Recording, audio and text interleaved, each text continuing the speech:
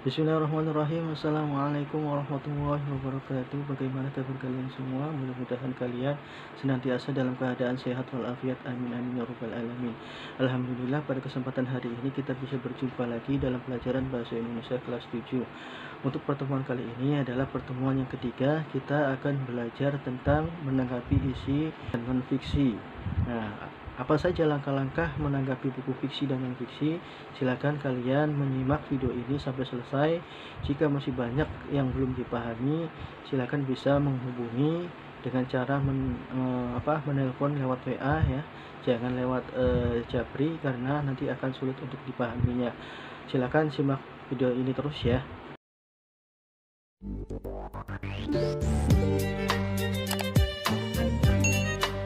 Bahasan inti, mari kita awali terlebih dahulu dengan membaca basmalah. Bismillahirrahmanirrahim.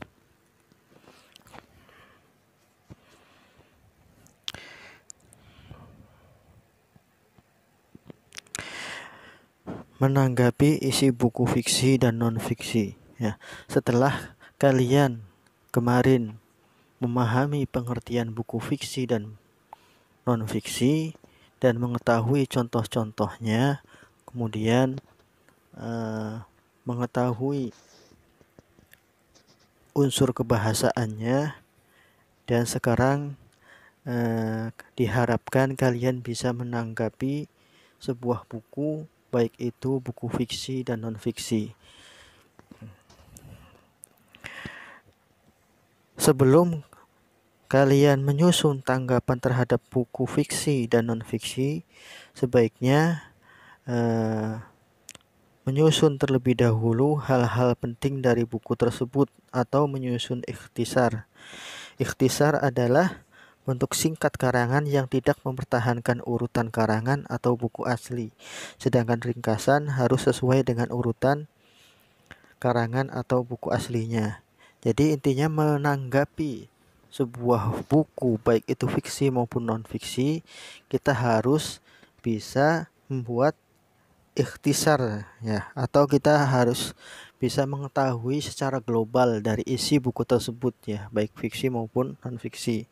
Nah, bagaimana langkah-langkah menanggapi isi buku fiksi dan non-fiksi? Nah, perhatikan langkah-langkah menyusun tanggapan buku fiksi atau non-fiksi berikut ya. Yang pertama yaitu menentukan buku yang akan ditanggapi. Ya, kalian bisa memilih salah satu buku fiksi ataupun non-fiksi sesuai keinginan kita.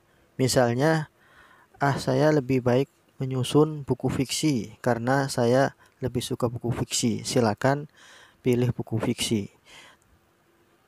Jadi sesuai dengan seleranya. Adapun kalaupun misalnya suka buku non-fiksi, maka pilih buku non-fiksi ya. Jadi pilih salah satunya saja. Nah, kemudian langkah yang kedua yaitu mencatat identitas buku. Nah, identitas buku di sini ya, ada judul buku, ada tahun penerbit atau tahun terbit ya, kota terbit, penulis, jumlah halaman, nomor edisi terbit ya. Ini sebenarnya lebih banyak dari ini, namun ini yang simpelnya saja ya. Jadi judul bukunya apa, kemudian tahun terbitnya tahun berapa, kemudian kota terbitnya di mana, penulisnya siapa, jumlah halamannya ada berapa, kemudian nomor edisi terbitnya. Kemudian langkah yang ketiga yaitu membuat ringkasan secara garis besar ya. Membuat ringkasan. Nah, ringkasan di sini ringkasan sesuai dengan buku yang dipilihnya. Bisa buku non-fiksi ataupun membuat ringkasan itu buku non-fiksi ya. Non-fiksi itu buku seperti buku pelajaran, buku sejarah ya, yang berkaitan dengan pengetahuan ya, ataupun bisa berupa sinopsis ya jika bukunya berupa fiksi, misalnya cerpen, cerita. Maka di sini bukan membuat ringkasan secara garis besar, melainkan membuat sinopsis. Apa sinopsis itu? Sinopsis adalah cerita singkatnya ya.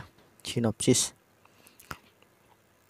Nah, kemudian yang keempat yaitu memberikan penilaian buku ya.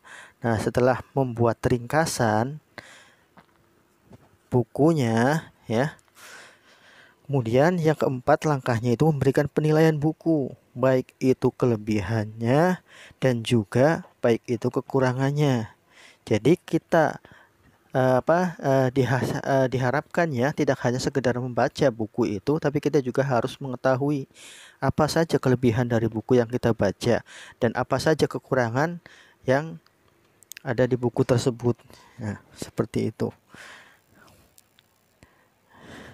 Nah, ini langkah-langkahnya ada 4 ya. Yang pertama menentukan buku ya, silakan dipilih salah satunya baik fiksi maupun non fiksi.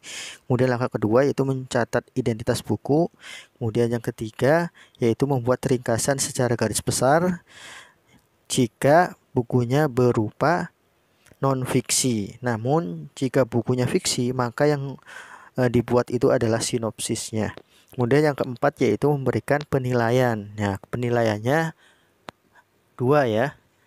Jadi kelebihannya apa saja di dalam buku tersebut, kemudian kekurangannya apa saja. Jadi tidak cukup 1, tapi ada 2 kelebihan dan kekurangannya. Berikut contoh menanggapi buku fiksi dan non-fiksi. Yang pertama, menanggapi buku non-fiksi. Nah, di sini bukunya yaitu berupa buku berjudul Kisah-kisah 25 Nabi dan Rasul ya. Yang pertama di sini menulis identitas bukunya.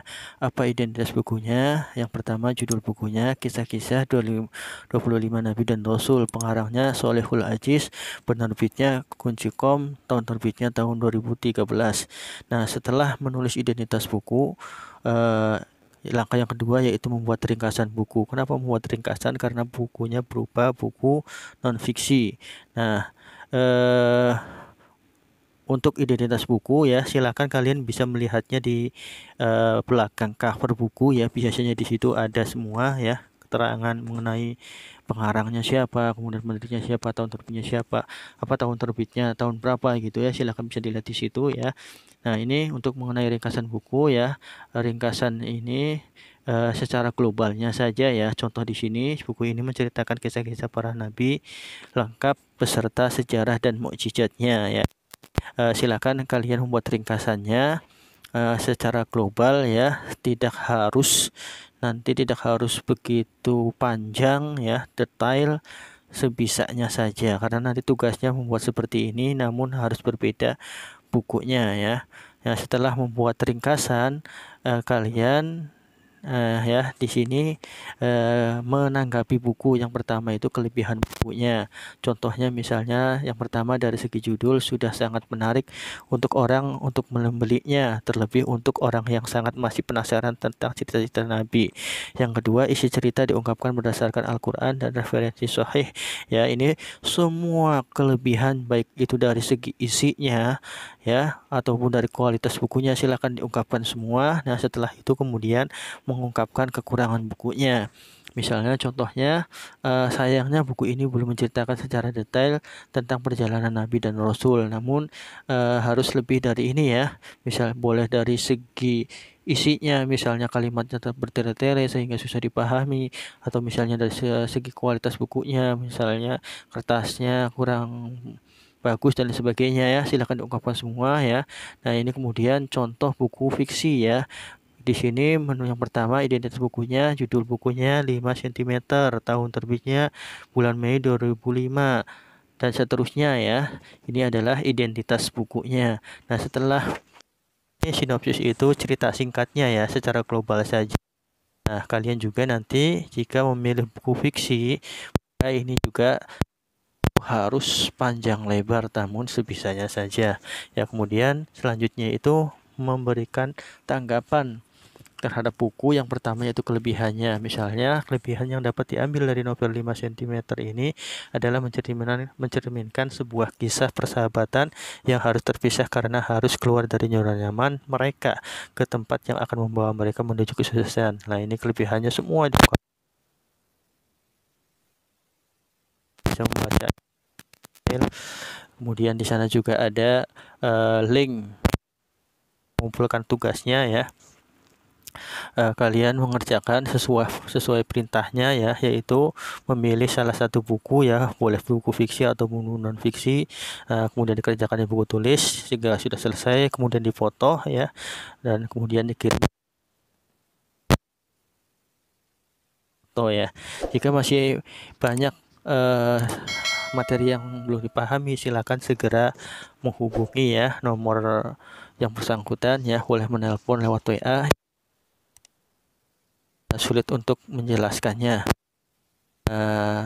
Terima kasih ya. Wabarakatuh.